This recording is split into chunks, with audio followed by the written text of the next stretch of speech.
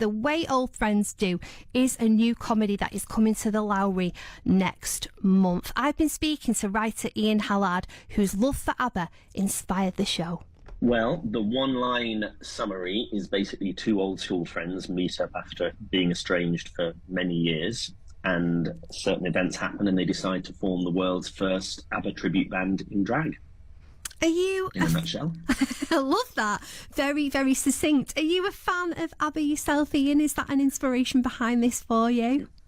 Yeah, you could say that. I'm playing one of the two fans who decided to set up the group, so I'm not stretching myself in terms of casting here. I'm playing a slightly fictionalized version of myself. So yeah, I've loved them ever since I was a child. My mum was pregnant with me when they won Eurovision in 1974, so it was kind of unavoidable, really. She sat there watching and I was bopping along in the womb. Oh, I love that. ABBA is always so feel-good as well, Ian. You can't not love the outfits, the brightness and the nostalgia behind the band. What is it for you that makes ABBA so special? I think it's a combination of all those things, but also the fact that they are, I mean, those songs have really stood the test of time. If you think some of them are, I mean, Waterloo is 50 years old next year, and it still sounds as kind of fresh as it did back then. It's not dated in any way.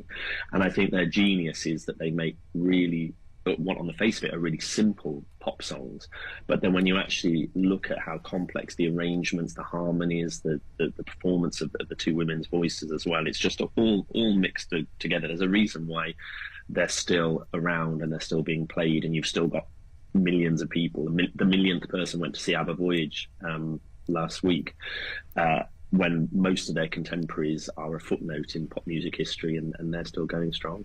You say that you were bopping along to ABBA when you were in the womb. Do you have any other memories of ABBA? Have you seen them live, or have you met any of them? Well, one of my earliest memories was my mum knitting me a pair of yellow plaits so that I could dance around the living room to take a chance on me pretending to be Agneta. So I've just slightly transformed that, and I'm just doing that professionally now on stage. But yeah, unfortunately, I was a bit young to actually see them live last. Certainly in this country, that I was only just 5 years old when they performed their last live dates here. But I have been to see ABBA Voyage, and I've been lucky enough to meet 3 out of the 4 of them. So I met 3/4 of them. So yeah, that was very exciting. Goodness me, what was that like then?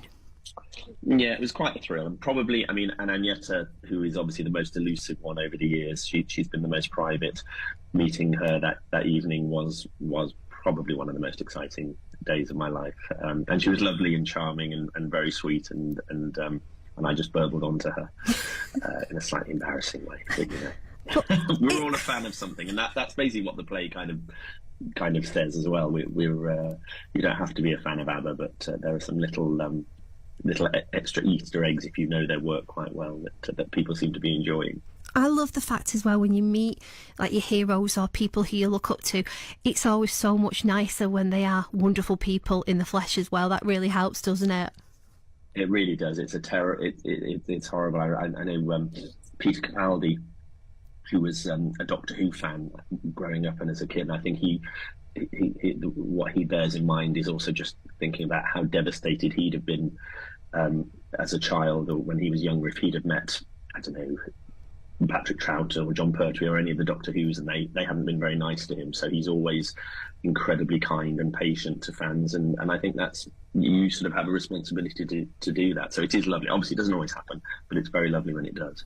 Now, the premise, the story behind it, the school friends, one comes out to the other about being gay, and then the other saying that they're an ABBA fan. Is that based on any life experience? It's a little bit autobiographical, because I think younger people, and I assume you're in that category, may not remember a time when it was deeply unfashionable to like ABBA. I mean, they've had this wonderful reimagining and kind of cultural reappraisal where everybody seems to love them now and appreciates just what geniuses they were. But it was really uncool in the 70s, and when I was a teenager in the mid to late 80s, that was a very dark time to be an ABBA fan. You couldn't get arrested, and I actually, my 18th birthday party, I had to take my own ABBA 7-inch singles with me because the DJ just didn't have any. And if you asked for Dancing Queen or requested Dancing Queen, DJs would frequently laugh in your face. So people may not even be aware that there was something of a social stigma to admitting being an ABBA fan in the 70s and 80s. That's unheard of these days, because it's Dancing Queen is the first song that a DJ plays to get everybody up at, say, a wedding or a social event. Absolute madness, isn't it? But it wasn't like that 30 odd years ago. Wow. Well, you know what? I love the fact that it's so popular these days, and it spans the generations. Like you said, the ABBA Voyage right now being so popular, the millionth person to go and watch it as well. And you're so lucky to have been there. What was it like? Yeah, it was amazing. I mean, I was lucky to be there on the premiere night when all 4 of them were actually came up on stage and took a bow and waved to the audience as well. So it was very emotional. I was in floods of tears. Never thought I'd see them all together again, and certainly not under the same roof and being in the same room as them. So it was amazing, and it's a fantastic show. Now, as well as writing this, Ian, you've also mentioned that you are starring in it as well, which must make it even more fun to play out your work. Oh, it's ridiculous. I mean, when I went for the costume fittings and the wig fittings, it's like a dream come true. But it's lovely. I mean, the show's, I hope is very sort of heartwarming, and there's a lot of affection. It's wonderful to hear people. I mean, as an actor, it's always wonderful to hear people laughing at whatever show you're in. But when you've written it as well, that's doubly gratifying. And hearing brilliant comic actors that we've got in the show, like James Bradshaw from Endeavour and Sarah Crowe from 4 Weddings and a Funeral, who are just amazing, and they kind of make the lines sparkle even more. So it's wonderful. And then when we get to the end and you've got people cheering and they're on their feet and sometimes crying as well with the emotion of it all, it's lovely. I'm a very, very lucky boy. That 3-year-old dancing around the living room would never have imagined that this is how his life would pan out. So the way Old Friends Do, it's coming here to the Salford Lowry next month. The tour started, though, back in February, didn't it, Ian? You've mentioned there a little bit about the reaction, but the emotions as well. How satisfying is that, though? It sounds like it could be a night of laughter as well. There's a lot of silliness, obviously, once you get me and Jimmy dressing up in as Frida and Agneta, and you've got some of the ladies in the show getting into wigs and beards as Benny and Bjorn. That gets its own. I mean, when we did that for the first time in rehearsals, we lost about half an hour of the afternoon because we just couldn't keep straight faces ourselves.